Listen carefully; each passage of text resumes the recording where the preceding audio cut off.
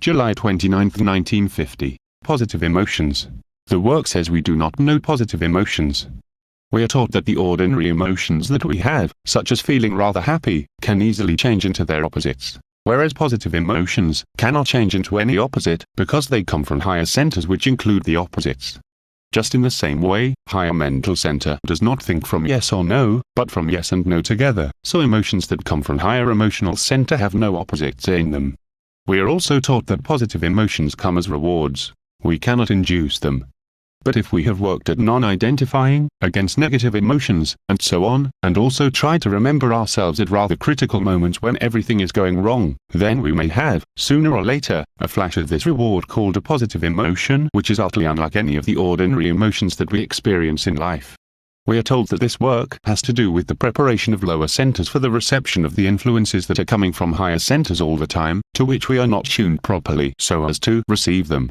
As I have often said, our lower centers are really receptive machines and they should hear the continual messages or influences that come from higher centers, but there is something wrong with them. They are wrongly connected, they are filled with wrong attitudes, wrong ways of thinking, wrong responses to external stimuli, and so on.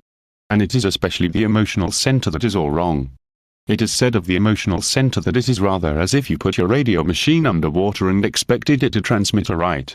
For this reason I have sometimes said that we have to squeeze out this wetness from the emotional center by a kind of pressure on ourselves by a to and fro movement, sometimes going in one direction, sometimes in another, until it becomes dry, that is until the water is wrung out of it. What is this water? To continue the analogy, this water is being identified with your negative states all day long. Take complaining, for example. I prepare something carefully and someone else lights the fire with what I have carefully prepared. I become furious. Do you not see that I am caught? Do you not see that the state of my emotional center is based really on violence? Because we understand from the teaching of this work that negative emotions simply led down to violence. For that reason the work says that man will never have peace on this earth as long as he is based on violence, no matter what external modifications in the circumstances of his life are invented. In other words, the work teaches that unless a man changes internally he cannot expect to escape from the prison house of this life. In short, he cannot come under fewer laws but must remain under from 48 to 96 orders of laws, and if he is very negative you may be sure he is under 96 orders of laws. So we must understand that although we have great possibilities afforded us, we have not got the technical apparatus to realize them, and the work indicates the general direction in which a man or woman must go in order to get this disordered state rightly connected up so that these possibilities can be realized. This is one way of thinking about the work, and it is extremely useful to use this way of thinking what the work is about when you consider such sayings of the work as man is asleep, man cannot do, and in consequence everything happens in the only way it can happen. People say, why does not everyone wake up so that we can have a new world? Now can you all see the answer? Do you find it easy to stop being identified with the tasks of daily life? Do you find it easy to stop self-justifying?